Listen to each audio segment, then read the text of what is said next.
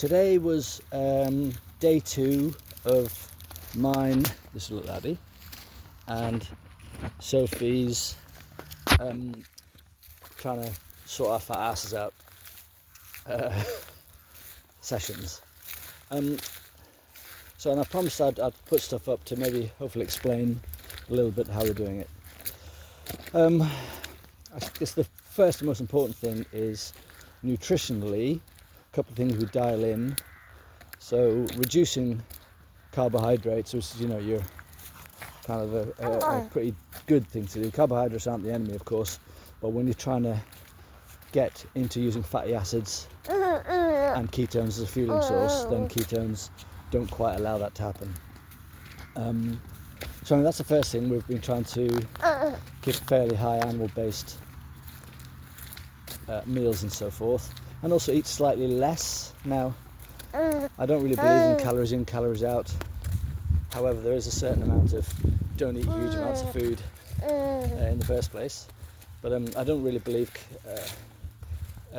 calorie restriction necessarily, but I do believe in shit food restriction. And so just to eat slightly less of the good stuff. So for example, breakfast today, or meal 1 I should say today, was simply liver, beef, a bit of halloumi and eggs. And both of us didn't eat that until after we trained, and it was about 11 o'clock. Now it's slightly different for women. Women can get away with fueling a little bit more often than men. But men, if you're fat adapted, don't need to fuel as often. That seems to be the latest kind of studies coming out. Anyway, I certainly find I can go pretty well without eating for quite a long time and still perform at a reasonable level. Anyway, the take-home message after that little waffle was, firstly, we've tried to dial our nutrition in by reducing carbohydrate intake and making sure we're eating enough animal protein, animal produce really. If you're worried about fats and proteins, it all comes from a piece of animal food. So, a piece of steak has everything you need in it, fats and proteins and all the other good stuff. Liver is arguably the best thing you can eat, nature's multivitamin and so forth. So that's kind of where we're going.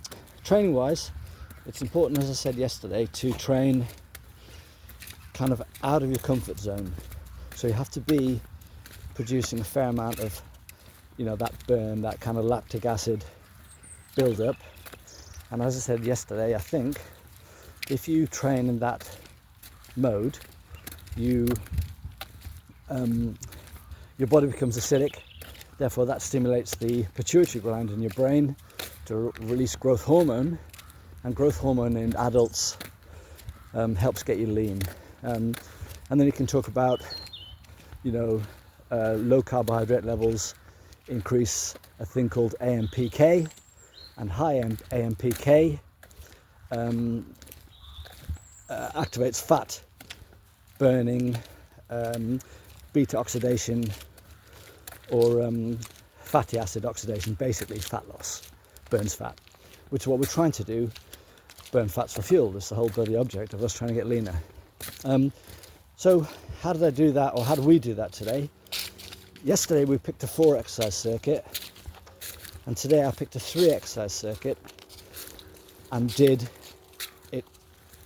doubled it up. So for example, the first exercise was chained back squats for 6, then rested 45 seconds and did ring pull-ups for a maximum amount, rested 45 seconds and did machine shoulder press, rested 45 seconds and did that twice. After then that 6 sets, you rest for 3 minutes, and I did that 3 times. So in essence that's 18 sets, isn't it? And then we did some other farting around with that, But what I was trying to achieve is that, lactic acid build-up, training through pain in order to stimulate the growth hormone and, trying to get leaner. Bear in mind we're in a fasted state. This isn't necessary all the time, but it can be useful, and also very, very depleted in carbohydrates. Remember, we're trying to tap into our own fat stores in order to burn those to give us the fuel throughout the workout. And it's a misnomer that you need is that the right word? Misnomer? I don't know. It's not quite correct that you need carbohydrates as your fueling source. Certainly if you're fat adapted, you don't. You can use fatty acids and ketones produced in the liver. Anyway, I think that probably covers it. Soph, Yeah. anything to say? No. All right, and of course this is only day 2, so you know you're not going to see much benefits at all, really. Things that can go wrong, you can start feeling like sleep can be affected, and you start getting cranky and so on, so you've got to keep an eye on that. So maybe tomorrow, for example, haven't worked it out yet, tomorrow might be a kind of a long interval session.